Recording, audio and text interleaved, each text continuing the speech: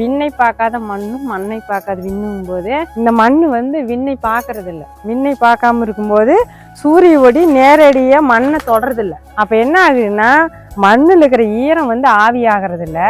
ரெண்டாவது களை முளைக்கிற வேலை இல்லை. நமக்கு தண்ணியோட தேவை கட்பாடாகுது. இது இயற்கை விவசாயத்தில் முக்கியமான ஒரு விஷயம். ஒரு ஆட்டோ ராலி வருவாங்க, அவங்க வந்ததும் ஃபஸ்ட்டு பார்ப்பாங்க, இப்போ 10 தர வெட்டினா நமக்கு லோடு ஆகாதப்பா, இறக்குற வேலை எது பாதி காயாக இருக்கிறத வெட்டி லோடு ஏற்றிட்டு போனதும் ஒரு குடோனில் ஒரு மருந்து ஊற்றி வச்சுட்டாங்கன்னா 24 மணி நேரத்தில் பழம் கலர் ஆகுது. 2வது நாள் பழுத்துரும், 3வது நாள் சாப்பிடணும், 4வது நாள் சாப்பிடணும்னா அந்த பழம் குட்டிக்கு தான் போகும்.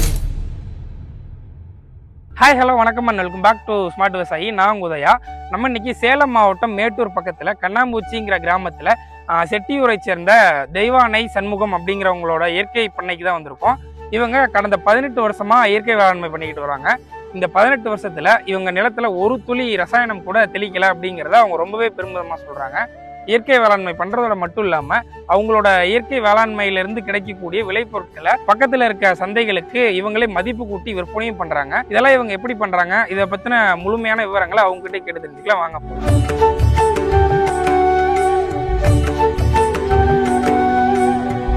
வணக்கம், என் பேர் தெய்வா.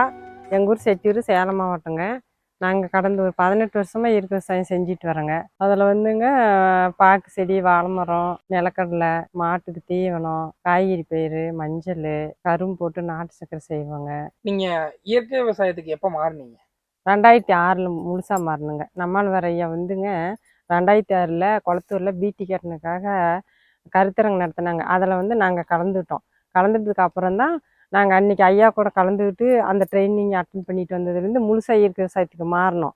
அதுக்கப்புறம் 2007க்கும் ஒரு 2 நாளைக்கு முன்னாடி சுபாஷ் பாலகரையா ஜீரோ பட்ஜெட் வந்து வேளாளர் காலேஜில் நடந்துச்சு. அதில் ஒரு 4 நாள் கருத்தரங்கத்தில் கலந்துக்கிட்டோம். அதுக்கு முன்னாடி நான் வந்து ஒரு 10 மாதம் இயற்கை விவசாயத்துலேருந்து மாறினாலுங்க.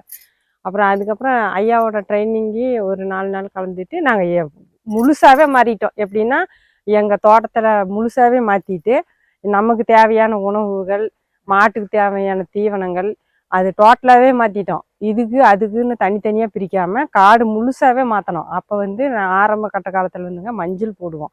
மஞ்சள், வாழை, மிளகாய், அப்புறம் கடலக்காய், நெல், பாரம்பரிய நெல், வெங்காயம், தக்காளி, கீரை வகை, காய்கறின்னு எல்லா பயிரும் செய்வோம். அப்போ செய்யும்போது மஞ்சள் வந்து நிறையா மஞ்சளும் வாழையும் போட்டுருப்போம். அப்போ என்னாச்சுன்னா அப்போ வந்து இயற்கை அங்காடிங்க அதிகமாக இல்லை, கம்மியாக இருக்கிறதுனால அந்த மஞ்சள் வந்து மண்டிக்கு அனுப்புகிறதா போச்சு. அதுக்கப்புறம் இந்த வாழையும் வந்து வண்டிக்காரருக்கு தான் அனுப்புவோம். எங்களால் அதிகமாக விற்க முடியாது. அப்போ அதிகமாக கடைங்களே இல்லை 2006 அப்புறமா நாங்கள் மஞ்சள் போடுறது நிறுத்திட்டோம். இப்போ அதுக்கப்புறமா இந்த 3 வருஷமாக மஞ்சள் போட்டு நான் அதை மஞ்சள் வந்து பசு மஞ்சள்லாம் காய வச்சு பொடி செஞ்சு இப்போ நாங்களே விற்பனை செய்கிறோம். மஞ்சத்தூள், அதேமாரி நம்ம காட்டில் விளையிற வாழைப்பழம், வாழைப்பூ, வாழைத்தண்டு, முருங்கீரை, இது எல்லாம் நம்ம மேட்டூர் உழவர் சந்தையில் கொண்டு போய் வியாபாரம் பண்ணிட்டு வருவோங்க. கடலக்காய் போட்டோம்னா கடலக்காய் வந்து கொட்டையாகவும் சாப்பிட்றதுக்காகவும் எண்ணெயாக மாற்றி எண்ணெயாக கொடுப்போங்க. புண்ணாக்கு வந்து நம்ம மாட்டு தீவனத்துக்காக வச்சுக்குவோம். நெல் அரிசியாக்குவோம், அரிசியாக்கி அது வீட்டு தேவைக்காக வச்சுக்குவோம்.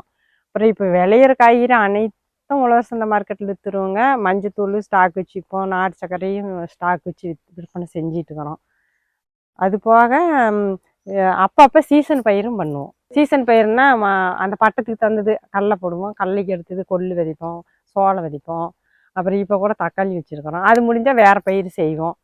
அந்த மாதிரி செய்வோங்க. இப்போ இதில் வந்து மல்டி கிராப்பில் வந்து ஒரு 5 ஏக்கரா போட்டிருக்கிறோம். அதில் வந்து வாழை, முருங்கை, மஞ்சள், பாக்கு செடி, தென்னஞ்செடி எல்லாம் கலந்து போட்டுக்கிறோம். சேனக்கிழங்கு, அப்புறம் மிளகு கொடி இப்போ பக்கமாக தான் வச்சுருக்கிறோம். அது இப்போ ஒரு 6 மாதம்தான் ஆகுது. ஏன்னா கலந்து செஞ்சிட்டு இருக்கிறோங்க. இந்த 5 அடுக்கு முறை விவசாயம் பத்தி சொல்லுங்க. இதுக்குள்ள என்னென்ன பயிர் போட்டுருக்கீங்க? 5 அடுக்குல நான் கேட்டேன், தண்ணி எவ்வளவு நாள் ஒரு தடவை பாய்ச்சுறீங்க? உரம் எதை கொடுக்குறீங்க? இயற்கை உரம் என்னென்ன உரங்கள் கொடுக்குறீங்க? அது இல்லாம வேற இதுல என்னென்ன பராமரிப்புகள் இருக்கு, இதை பத்தி சொல்லுங்க. 5 அடுக்குல வந்து பராமரிப்பு செலவுங்கிறது இப்போ ஒரு 3 வருஷத்துல இந்த 2 வருஷம் செலவு கம்மி. ஆரம்ப ஸ்டேஜில் நம்ம ஃபஸ்ட்டு செய்யும்போது வந்து கலப்படங்கிற வேலை இருக்குங்க ஒரு 2 வருஷத்துக்கு. அதுக்கப்புறம் இதில் என்ன ஸ்பெஷல்னா வாழை இருக்குதுன்னா வாழையை வந்து கொலையை மட்டும்தான் வெட்டுவோம். அந்த சருகு பூரா அறுத்து இப்படி மூடாக்கா போட்டுருவோங்க. காட்டுக்குள்ளே மூடாக்கா போட்டு இந்த மாதிரி மூடாக்கு போடுவோம். இந்த மூடாக்கு வந்து வெளியில் நாங்கள் எடுக்கவே மாட்டோம். இது என்னன்னா இந்த மூடாக்கு போடும்போது நமக்கு வந்து தண்ணியோட தேவைகள் குறையும். 2வது ஈரம் காற்றே கிடக்கும். ஈரம் காட்டிக்கிட்டே இருக்குங்களா, மண்ணோட தன்மையும் வெகுவாக குறைஞ்சிக்கிட்டே வரும். இப்படி மூடி வச்சிருக்கும் போது பில்லு வந்து வர்றது செலவு, களை வெட்டுற செலவு குறைஞ்சிருங்க. தண்ணி வாரம் ஒரு முறை பச்சனை. எங்களுக்கு வறட்சி இந்த வருஷம் பயங்கரமான வறட்சி, மே ஜூன் ஜூலையில். ஏன்னா இந்த வருஷம் ஏகப்பட்ட வறட்சி. அப்போ கூட நாங்கள் இந்த காட்டுக்கு வந்து வாரம் ஒரு தடவை தான் தண்ணி விட்டோம். இது பாருங்க, இது வந்து பாக்கு செடிங்களா, பாக்கு செடியோட இது எருப்பு செடி, இது பாக்கு இந்த பெட்ல வச்சிருவோம். முருங்கை வந்து இதுல அடிபட்டுருச்சு, இதில் இல்லைங்க. அதனால இது வந்துன்னா இது பூராமே வாழை தான். வாழை, இது முருங்கை அதிகமா இல்லைங்க, ஒன்னா இருக்குது. இது பாக்கு செடி. இப்போ இதுல என்ன முக்கியம் போது வாழையை மட்டும் வெட்டி எடுத்துட்டு அதனுடைய சருகள் பூரா அறுத்து மூடாக்கு போட்டுரும். இன்னும் இந்த காடு 3 வருஷம், மூணாவது வருஷம் தாறு இதெல்லாம். இப்போ என்ன ஆச்சுன்னா இந்த வாழை சருகு ஒரே சருகு எடுக்க மாட்டோம். இந்த தலையை வெட்டி கவாத்து பண்ணுறது, வாழை சருகு அறுத்து போடுறது. இதில் பில்லு வந்து இப்போ இந்த வருஷமெல்லாம் ஒரே களை தான் பிடுங்கணும். களை பிடுங்குற வேலை இல்லை, உழவு ஓட்டுற வேலை இல்லை. ரெண்டாவதுல என்னென்னா விண்ணை தொடாத மண்ணை பார்க்காத விண்ணும். அப்படிங்கும்போது நமக்கு நுண்ணுயிர் பெருக்க அதிகமாகும், மண்புழுவோட செயல்பாடு அதிகமாக இருக்கும், தண்ணியோட தேவை குறையும். நாங்கள் காட்டுக்கு வந்து உரம்னு எதுவும் போடுறதில்ல. ஜீவாமிர்தம் அப்புறம் மாதத்துல ஒரு 2 வாட்டி விடுவோம். மாதம் ஒருக்கா ஜீவாமிர்தம் தெளிப்போம், மாதம் ஒருக்கா அக்னி ஆஸ்திரம் தெளிப்போம். இந்த மாதிரி மட்டும்தான் பராமரிப்பு செலவு பண்ணுறாங்க, பெருசாக ஒன்றும் இல்லைங்க. அக்னி ஆஸ்திரங்கிறது பூச்சியை தடுக்கிறது, பூச்சி விரட்டிங்கிறத விட நாங்கள் அதை அப்படியே காய்ச்சி அடிப்போம். அது நான் காய்ச்சி வச்சுருக்கிறேன், அந்த மாதிரி தான் செஞ்சிட்டு வரோங்க. இந்த பகுதியில் மட்டும் இந்த பாக்கு, முருங்கை, எருக்குச்சி செடி, வாழை இது மட்டும் தனியாக இருக்குங்க. இன்னும் தனித்தனியாக பிரித்து வச்சுருக்கிறேன். மஞ்சள்னா மஞ்சள், வாழை அதுக்கு தனி காடு, சேனக்கிழங்கு போட்டோம்னா அது தனி, சேனக்கிழங்கு, வாழை, மஞ்சள்னு தனித்தனியாக வச்சுருக்கிறோங்க. காடை பிரித்து வச்சுக்கிறோம், ஒவ்வொரு பேட்சா. அது வந்து நம்ம பாலகர் ஐயாவோட கூட்டுத்தாங்க. விண்ணை பார்க்காத மண்ணும் மண்ணை பார்க்காத விண்ணும் போது இந்த மண் வந்து விண்ணை பார்க்கறது இல்லை. விண்ணை பார்க்காம இருக்கும்போது சூரிய ஒளி நேரடியாக மண்ணை தொடறதில்லை. அப்போ என்ன ஆகுதுன்னா மண்ணில் இருக்கிற ஈரம் வந்து ஆவி ஆகிறது இல்லை. ரெண்டாவது களை முளைக்கிற வேலை இல்லை, நமக்கு தண்ணியோட தேவை கட்பாடாகுது. இது இயற்கை விவசாயத்தில் முக்கியமான ஒரு விஷயம். இன்னும் நிறைய மூடாக்குகள் இந்த மண்ணே தெரியாமல் போடணுங்க. ஓரளவுக்கு இருக்குது இந்த பக்கம். இன்னும் 2-3 வருஷம் பார்த்துட்டோம்னா இந்த பாக்கு மரமெல்லாம் கொஞ்சம் பெருசாச்சுன்னா இந்த பாக்கோட மட்டை, இதோட கழிவுகள், இன்னும் இந்த எருக்குச்சி செடிங்கெல்லாம் அரைக்கி போடுற கழிவுகள் அதெல்லாம் சேர்ந்து வரும்போது இன்னும் நல்லா மூடிடுங்க கவராய்க்கு காடு. இந்த மாதிரி இருக்கும்போது நமக்கு விவசாயத்தில் வேலைப்பாடு கம்மியாகுதுங்க. அப்போ உழவு ஓட்டுற வேலை மிச்சம், களை எடுக்கிற வேலை மிச்சம், தண்ணி பாய்ச்சுற வேலை மிச்சம், நம்மளுடைய நேரங்கள் மிச்சம். இது இன்னொரு விவசாயத்தில் கொண்டு போகலாம். இந்த மாதிரி தாங்க நாங்கள் விவசாயம் பார்த்துட்டு இருக்கிறோங்க. இந்த வாழை வந்து இது 4வது கட்டை. இது ஃபஸ்ட்டு இந்த மரம் புடை போட்டு பூ ஒடிச்சிட்டோம்னா இது பக்கத்தாலேயே கன்று விட்டுருவோம், இடக்கன்று. இது மறுபடியும் காயெல்லாம் வெட்டி எடுத்துட்டு மறுபடியும் இந்த மரத்தை அப்படியே விட்டுருவோம், இந்த மரம் பெருசாகிக்கும். இந்த மாதிரி தான் இந்த வாழையில் முக்கியமான விஷயம். இது சாணி, மாட்டு சாணிங்க. இங்கே தான் மாடெல்லாம் கட்டுவோம். இதுலேருந்து கோமியம் போகும், இந்த தொட்டிக்கு கோமியம் வந்துடும். இந்த தொட்டியில் தான் கோமியம் சேகரிச்சுக்குவோம்.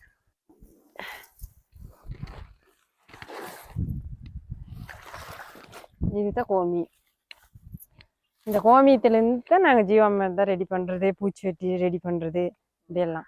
இதில் வந்து வாழை, முருங்கை, கருவேப்பிலை இந்த மாதிரி வச்சுருக்கோம். இப்போ நம்ம நார்மலா சமவெளி பகுதிகள் எங்க ஊர்லாம் ஒரு பயிர் வைப்பாங்க, அந்த வயல்ல கடலை மட்டும் போடுவாங்க, வெங்காயம் மட்டும் போடுவாங்க. அப்படி பண்றதுக்கும் நீங்க இப்படி பண்றீங்களே, இதுக்கு நடுவுல விதைக்கிறீங்கல்ல, இது என்ன ஒரு விஷயம்னா நீங்க கடல் பயிர் செய்யலாம். அது எப்படின்னா அந்த மானம் பார்த்த பூமி, தண்ணி கம்மியாகிற இடத்துல அதை செய்யலாம். இப்போ நாங்கள் வந்து நாங்கள் இப்போ இது முடிவெடுத்ததுக்கு என்ன காரணம்னா நம்மளுக்கு வந்து தொடர்ச்சியாக வருமானம். ரெண்டாவது ஒரு 50 வருஷத்துக்கு நமக்கு தேவையான ஒரு பயிரை தேர்ந்தெடுத்தோம். அப்படி எடுக்கும்போது வாழையை வந்து ஒரு 20 வருஷம் 25 வருஷத்துக்கு பராமரிப்பு பண்ணுற வரைக்கும் வரும். மிளகு வந்து நம்மளுக்கு ஒரு 50 வருஷத்துக்கு வரும்.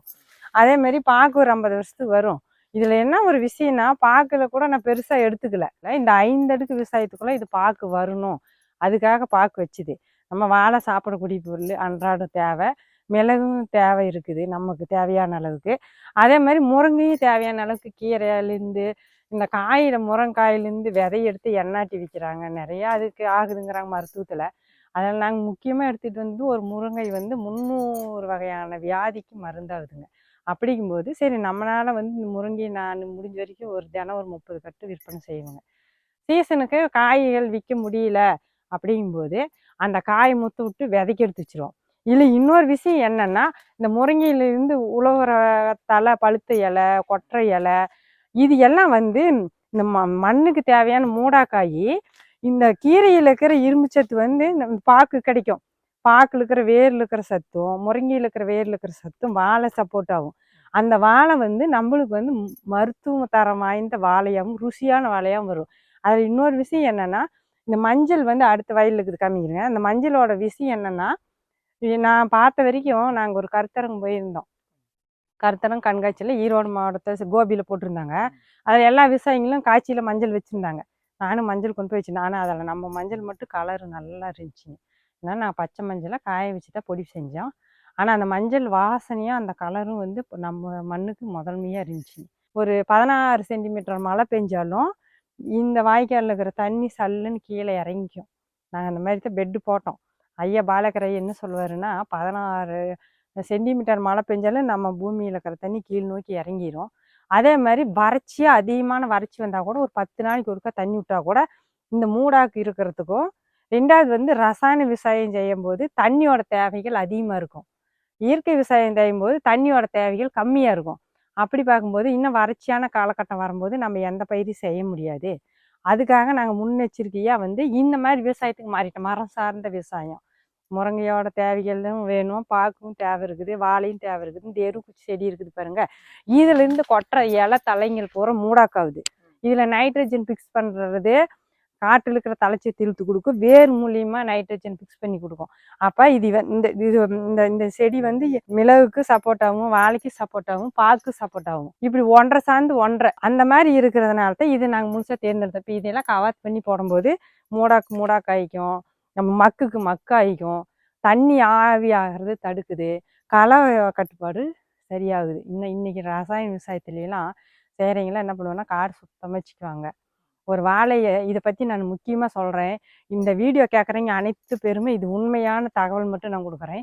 ஒரு விவசாயி வாழை செய்யறதுக்கு ரசாயன விவசாயத்தில் ஃபஸ்ட்டு கட்டை நடும்போது ஒரு மருந்தை நிலச்சி நடுவாங்க.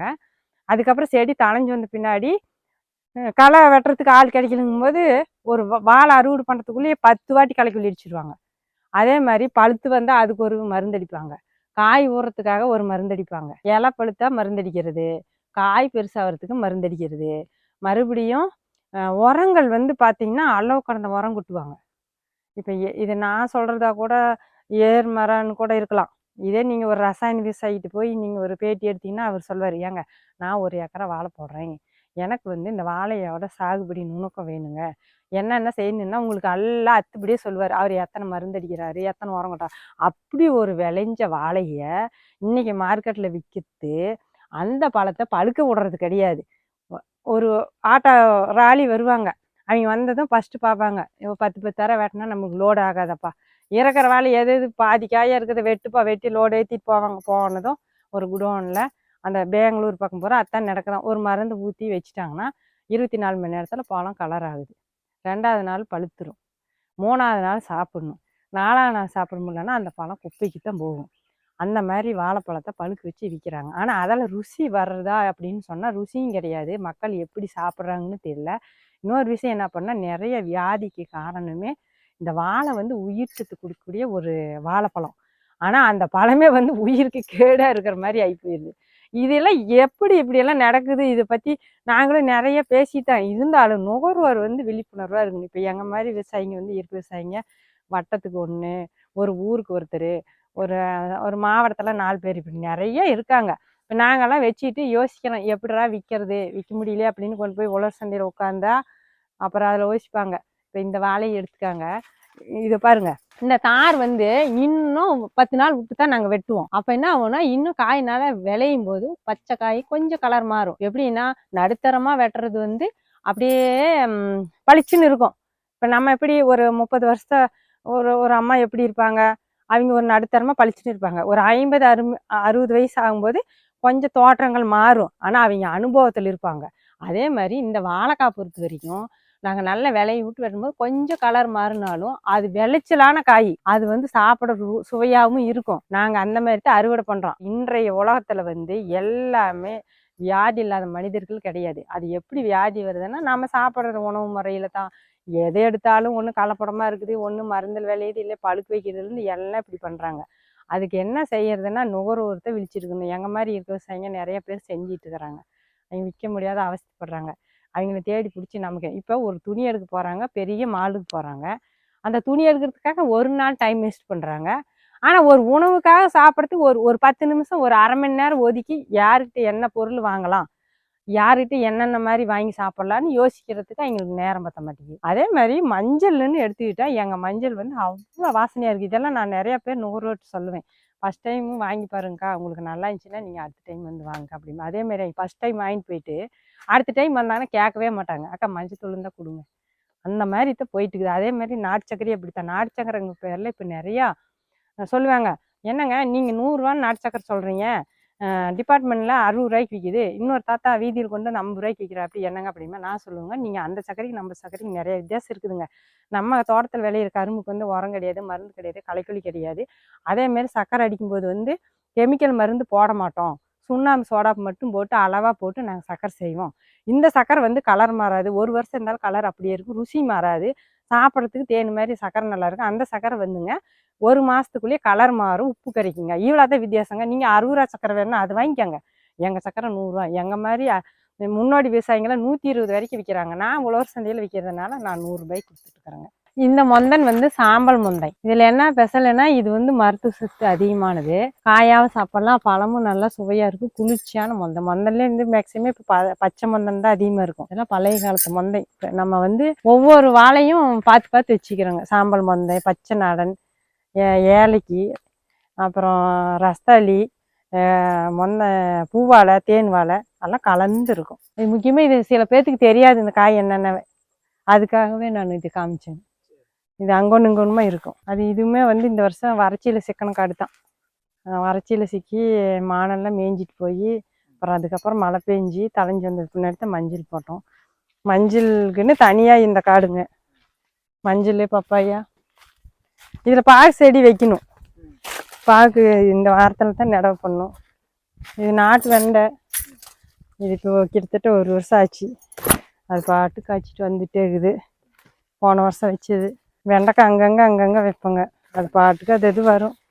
தனியாக பராமரிக்கணும்னா எதுவும் கிடையாது. வேணுங்கும்போது காய் பறிக்கும், வேண்டாங்கும்போது விட்டுருவோம், விதைக்கு ஆயிரும். வேணுங்கும்போது விதை எடுத்துக்கலாம். வெண்டைக்காய் இது ஒரு ரகம், கலராக இருக்கும், டபுள் கலர். இது பாருங்க பப்பாயா செடி. இது பக்கத்தில் எருப்பு செடி. இது கொஞ்சம் வளர்ந்தது. இதில் மிளகு ஏற்றிட்டுருவோங்க. இன்னும் நெல்லைங்க. இது மரம் பெருசாகணும். அது அந்த காட்டில் நட்டுருக்குறோம். இதுங்கெல்லாம் பெருசாகணும். பப்பாளி ஒரு 2-3 வருஷம் ஆகும்போது இது மரம் ஆகி அதுக்கப்புறம் நட்டு விடுவோங்க. இது இப்போ தான் 1 வருஷம் வயல், போன வருஷம் கார்த்திகை மாதம் போட்டது. அதனால இதில் இதுக்கு மேலே தான் வைக்கணும்.